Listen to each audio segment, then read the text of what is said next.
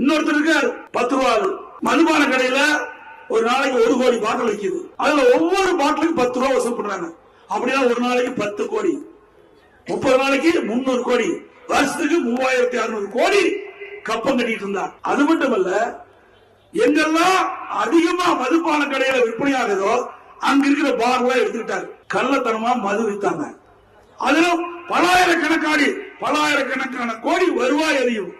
இப்படி கள்ளத்தனமாக மது வித்ததுல வருமானம், இப்படி 10 ரூபாய் பாட்டில் வச்சதுல வருமானம், இப்படி அதிகமான வருமானத்தை ஈட்டி ஒருவர் கப்பம் கட்டி இருந்தார். அவர் தான் செயல் மறவராம்.